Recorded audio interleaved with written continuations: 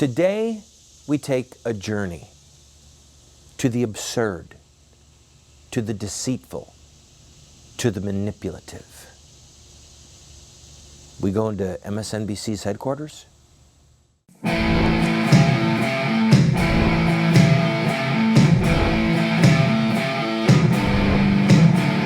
Those who forsake the law praise the wicked. Those who uphold the law resist them. Welcome to the Voice of Resistance. Here's your host, Randall Terry. Always remember, there is a method to our madness with this program.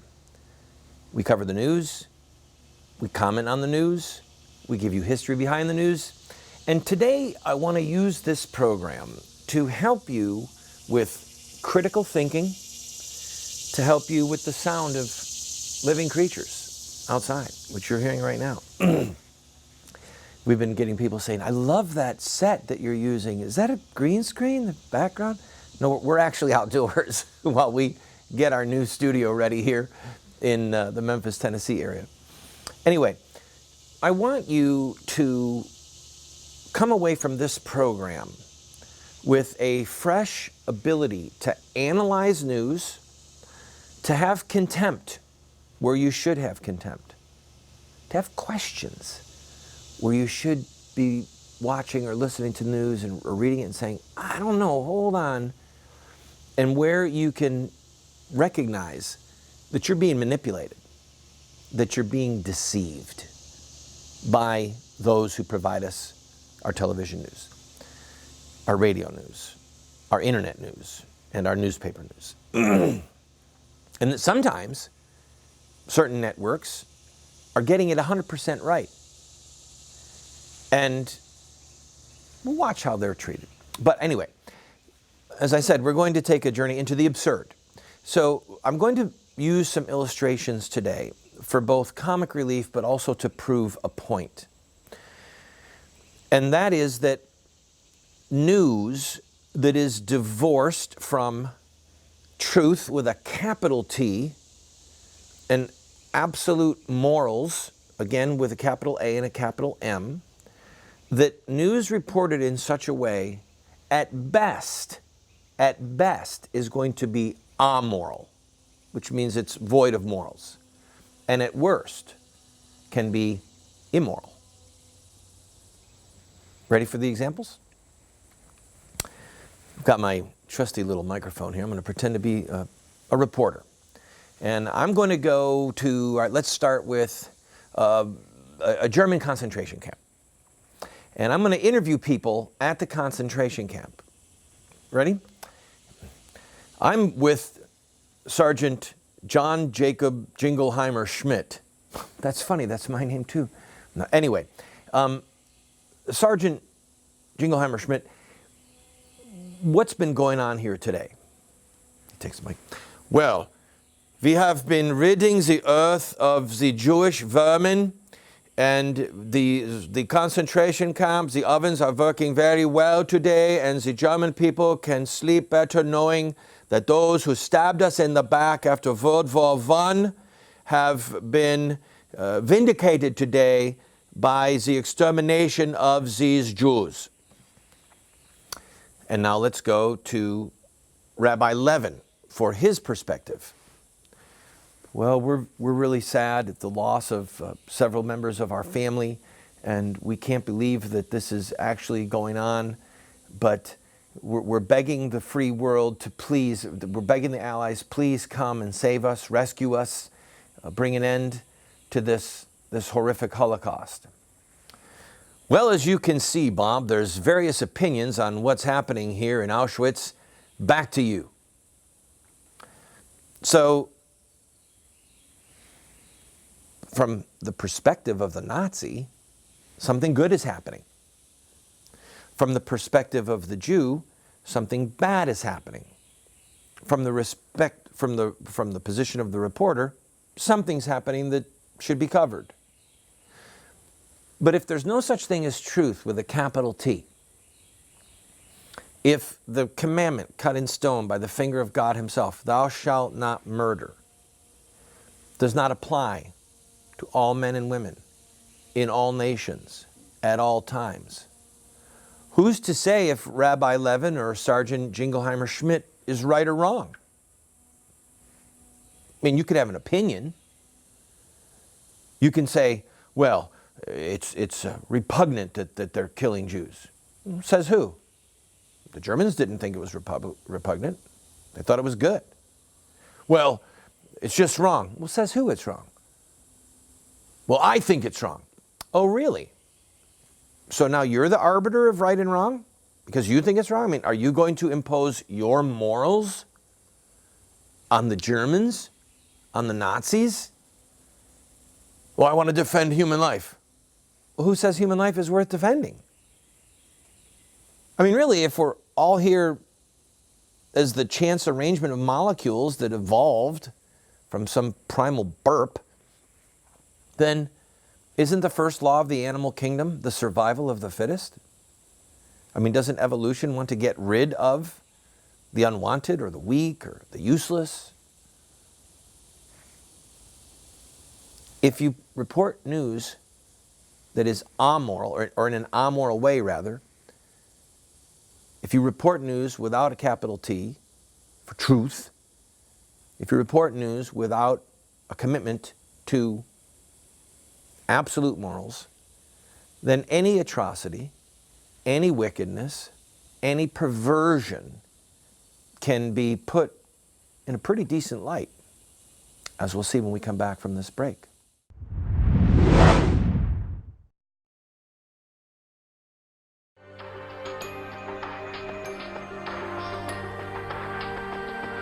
You have two choices. I mean, you can try to raise your children by design, or you will raise them by default. There are no perfect parents.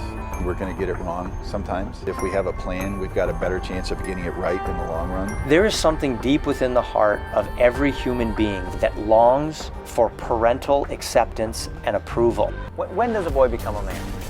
Get a group of guys around and ask them that question.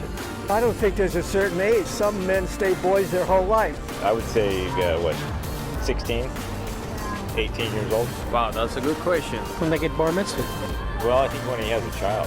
So I just became at 56, 56 years old. Without the power of the Holy Spirit changing us and giving us power over our sin, we can't hope to be the dads that our kids need us to be.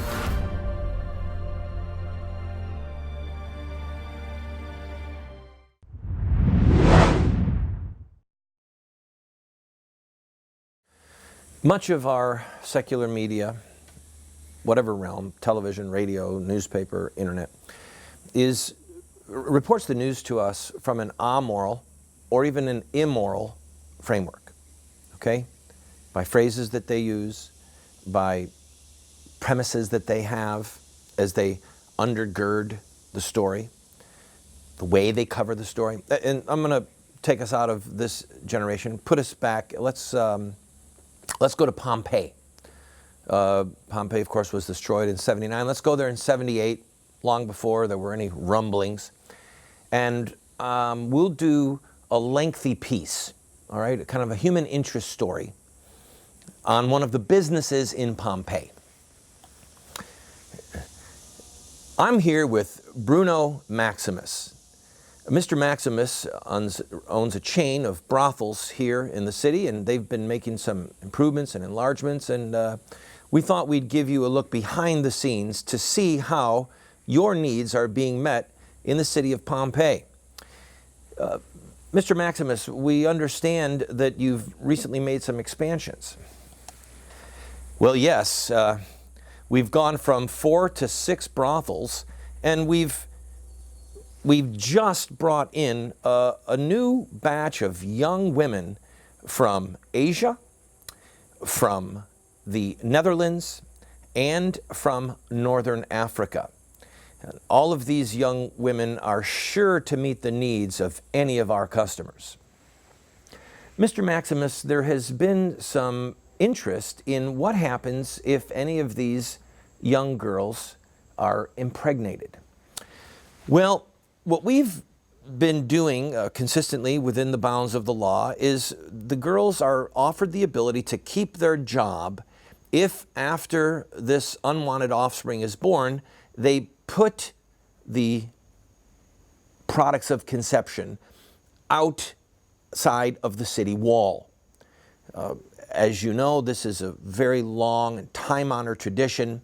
We call it exposure, where we place the unwanted products of conception on the outside of the wall, and they're left overnight, and sometimes they're done away with by the cold. Other times, animals come and feast on these problems, and we all know that they're a problem.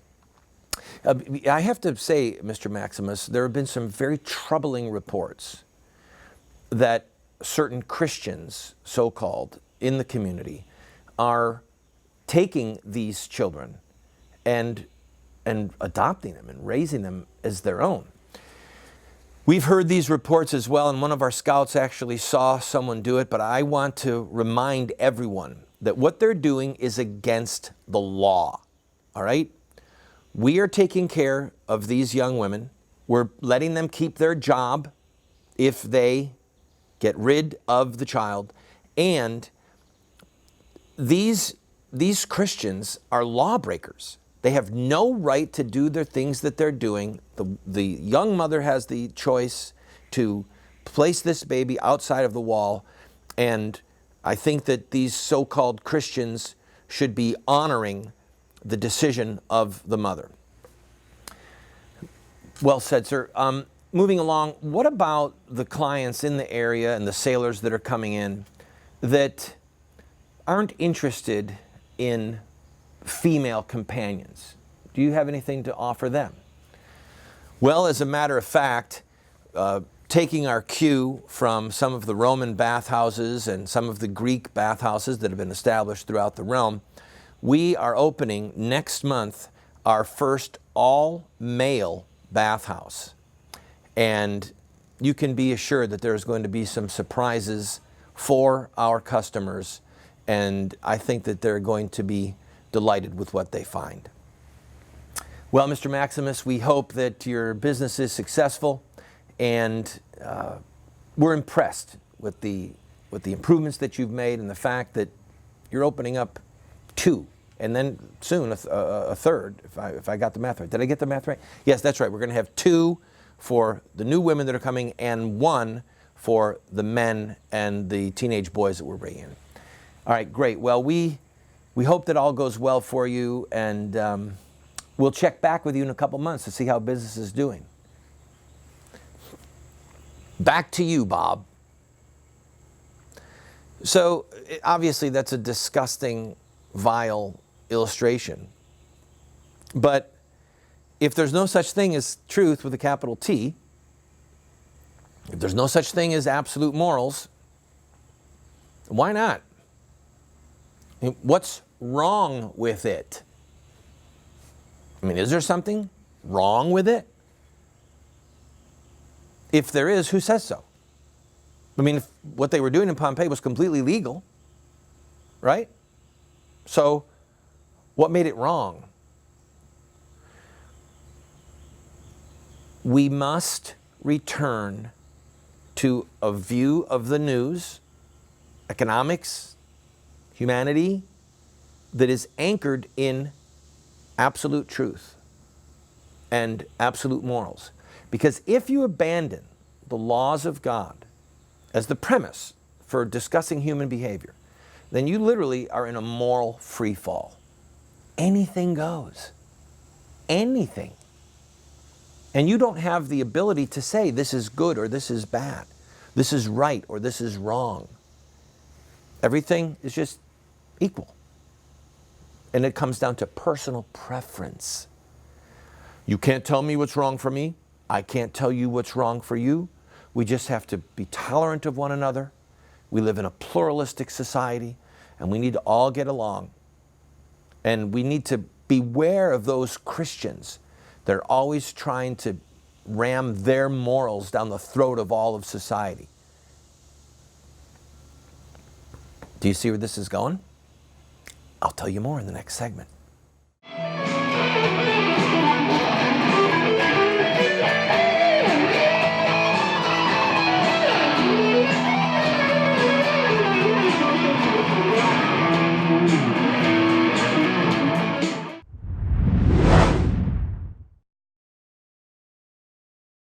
Do you want to get America out of the hands of wicked and unjust men and women who are destroying the republic before our eyes, and put leadership back into the hands of righteous men and women so that we don't die as a nation?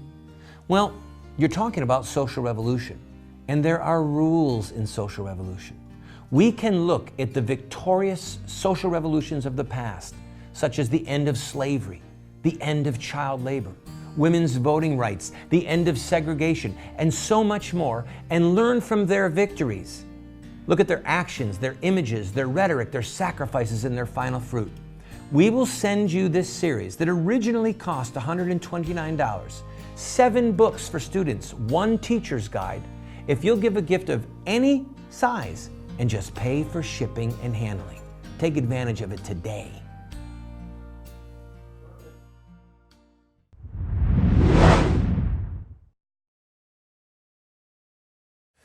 One of the demonic, and by that I mean literally devilish, from hell, one of the demonic purposes in reporting news in an amoral or immoral manner is to beat out of us the fire of human emotion, of legitimate, holy human emotion, to beat out of us a passionate response to something that we see or hear. Another purpose is to change the vocabulary. So these two things together, in other words, the vocabulary of how we report the news, what words we use. So, and not just what words we use when the news is reported, but what words we use with each other, all right? Because certain words provoke certain emotional responses. For example, let's use these descriptors to prove a point. Pro-life, pro-choice,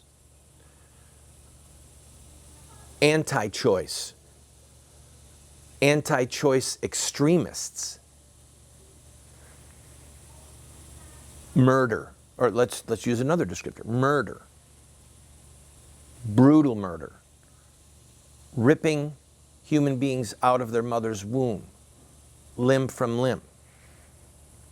I mean, do you see how these words evoke a set of responses? I mean, I want to be pro-choice. I want to be able to choose if I want a Pepsi or a Coke, if I want a Sprite or a Mountain Dew, right? Anti-choice, man, I mean, being able to choose where you live, where you travel, where you work. I mean, these are all part of the American experiment of self-government. The problem is they're misapplied. And people want people who are the child killers, no, let's use their rhetoric. People who believe in a woman's right to choose want those of us who are in our chairs or at work, they want us to hear these words, see these images of poor young girls who just need a second chance, like those girls working at the brothel in Pompeii. And if they can just get rid of that unwanted pregnancy, those products of conception, they can keep their job, they can keep going to school, working their way through college, they can put this little mistake behind them. And it all sounds so nice. Or we can talk about 2 men who are in love and they just want the same rights as everyone else. Well, God had the last word on Pompeii. Okay? I mean, really and truly, God had the last word. And it didn't go well for the residents of Pompeii. And God has the final word on what is right and wrong. I mean, if there is a God. And so the commandment, you shall not murder, the commandment, you shall not commit adultery, the principles of human sexuality that are laid out in the scriptures, that it's a heterosexual marriage between a man and a woman, all right? God gets the last word. But he doesn't just get the last word, he gets the first word, all right? He gets to say murder. He gets to say words like abomination, abominable. Do you understand that God's holy word speaks of child killing and men lying with men as if they were lying with a woman? That he calls these things abominations. So imagine a reporter saying, Bob, we're here in downtown Memphis, looking at the Planned Parenthood, which is an abominable murder center. This facility has been used to dispatch tens of thousands of innocent lives into eternity and is providing birth control without the knowledge or consent of parents to 14 and 15-year-olds. These criminals, in league with hell itself, are literally covering up the crimes of pedophiles and those who run child prostitution rings. And they're also trying to seduce young men into a lifestyle with other young men that could cost them their lives with a sexually transmitted disease. Let's go in and talk to the head of Planned Parenthood. Well, it'd be refreshing if a reporter did that.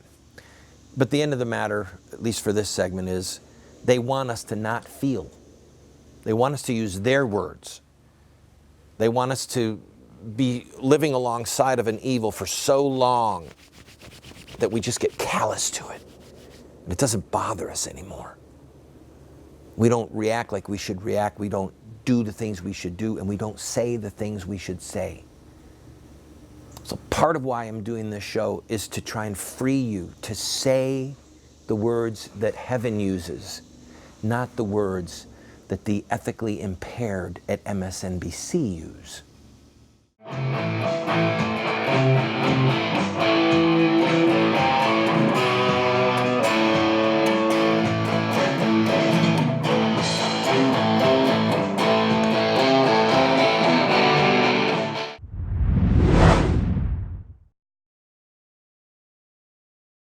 I have been a leader in the pro-life movement for 30 years.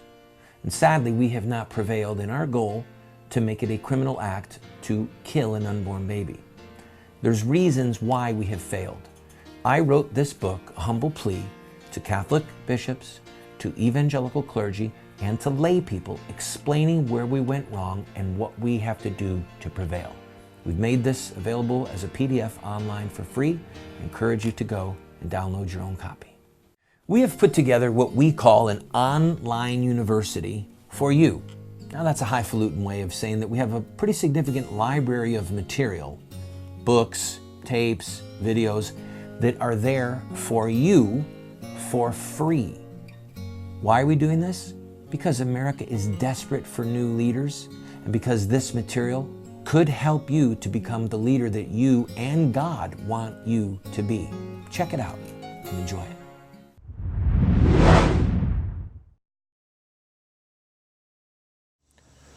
Here's the moral of the story.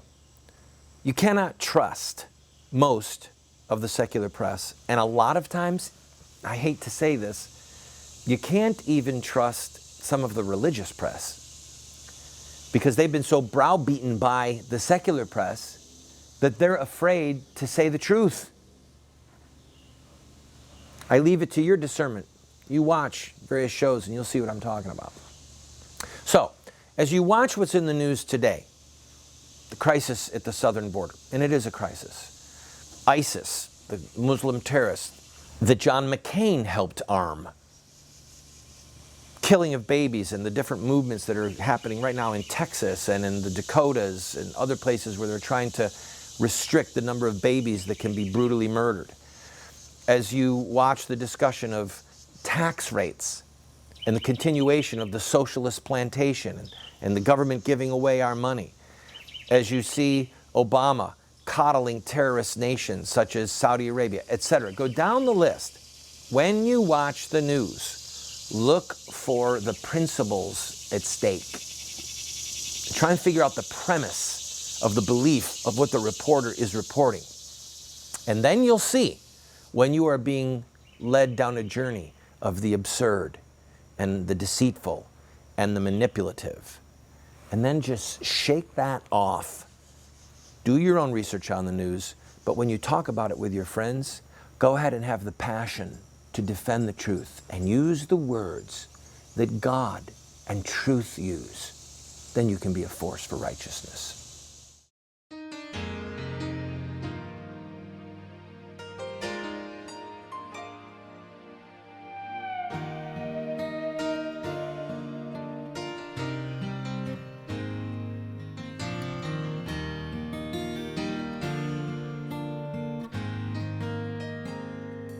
you.